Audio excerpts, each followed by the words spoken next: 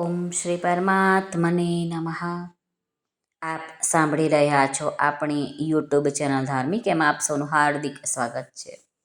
આજના વિડીયોમાં આપણે સાંભળવાના છીએ કે ભગવાને છઠ્ઠા શ્લોકમાં, અધ્યાય 15ના છઠ્ઠા શ્લોકમાં કીધું કે મારા પરમધામને સૂર્ય, ચંદ્ર અને અગ્નિ પ્રકાશિત નથી કરી શકતા.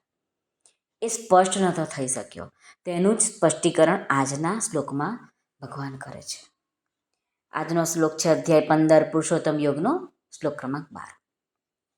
ભગવાન કહે છે કે સૂર્યમાં રહેલું જે તેજ છે, જે આખા જગતને ઉજાડે છે, જે તેજ ચંદ્રમામાં છે અને જે અગ્નિમાં છે, એને તું મારું જ તેજ જાણ. હવે ભગવાન ગીતામાં શ્લોક કહે છે, શ્રી ભગવાન ઉવાચ યદાદિત્યગतं તેજો જગત ભાસયતેऽખિલં યચ્ચંદ્રમસि યચ્ચાગ્નૌ તત્તેજો વૃદ્ધિમામકम्. યદાદિત્યગतं તેજો જગત ભાસયતેऽખિલં. સ્વામી રામસુખદાસજી મહારાજ વર્ણવે છે કે જે તેજ એટલું મહાન છે કે સકળ બ્રહ્માંડને પ્રકાશિત કરે છે. તો તે તેજ કોનું છે? તો સૂર્યનું. તો એવું તે તેજ સૂર્યનું દેખાવા છતાં પણ વાસ્તવમાં ભગવાનનું જ છે. એટલા માટે સૂર્ય ભગવાનને કે એમના પરમધામને પ્રકાશિત નથી કરી શકતો. ઈશ્વર બધાના જ પૂર્વજોના પણ ગુરુ છે. આ સમગ્ર સંસારમાં, બ્રહ્માંડમાં સૂર્યના જેવું પ્રત્યક્ષ પ્રભાવશાળી કોઈ પદાર્થ નથી. ચંદ્ર, અગ્નિ, તારા, વિદ્યુત વગેરે જેટલા પણ પ્રકાશમાન પદાર્થો છે, તે બધા જ સૂર્યથી જ પ્રકાશ મેળવે છે. અને સૂર્ય કોનાથી પ્રકાશ મેળવે છે? તો ભગવાનથી પ્રકાશ મેળવે છે સૂર્ય.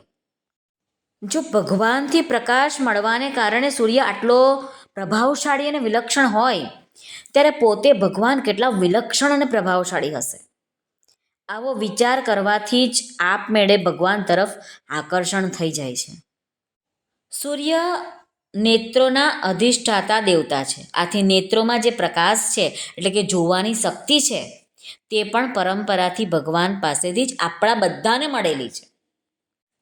ચંદ્રમા મનના અધિષ્ઠાતા દેવતા છે.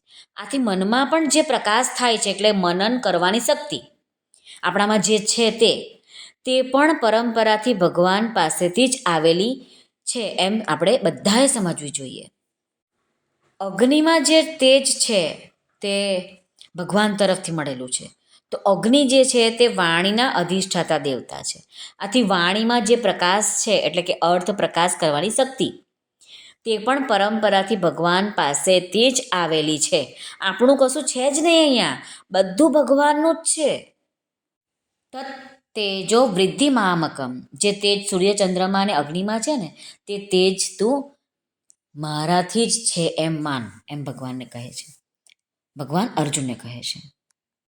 ટૂંકમાં ભગવાન આપણા બધાને એમ કહી રહ્યા છે કે જે પણ તેજસ્વી પદાર્થ તને દેખાય, એના તરફ તું આકર્ષિત થાય છે, તે પદાર્થમાં તેણે મારો જ પ્રભાવ દેખવો જોઈએ. જેવી રીતે બુંદીના લાડુમાં જે મીઠાશ છે તે તેની પોતાની નથી, પરંતુ ખાંડની છે. એ જ રીતે સૂર્ય, ચંદ્ર અને અગ્નિમાં જે તેજ છે તે તેમનું પોતાનું નથી, ભગવાનનું જ છે. ભગવાનના પ્રકાશથી જ આ સકળ જગત પ્રકાશિત થાય છે. તસ્ય ભાષા સર્વમિદં વિભાતિ. કઠોપનિષદનો આ શ્લોક છે.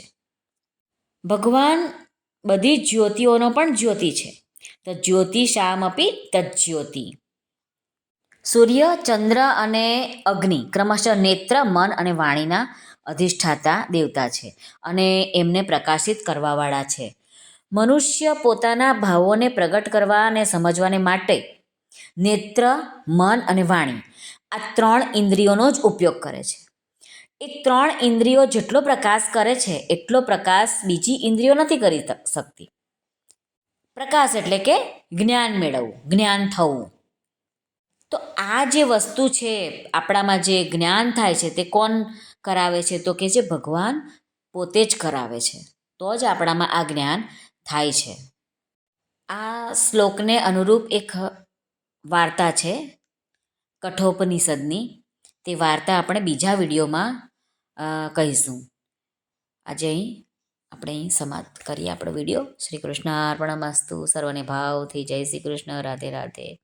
હરિઓમ તત્સત. જય ગુરુદેવ દત્ત. જય સ્વામિનારાયણ. જય માતાજી. નમઃ પાર્વતે પતે. હર હર મહાદેવ. હર સિદ્ધેશ્વર મહાદેવની જાજનાનંદની જય. સર્વનું કલ્યાણ થાઓ. સર્વનું કલ્યાણ થાઓ. સર્વનું કલ્યાણ થાઓ. આપ સર્વનો ખૂબ ખૂબ ધન્યવાદ. આભાર.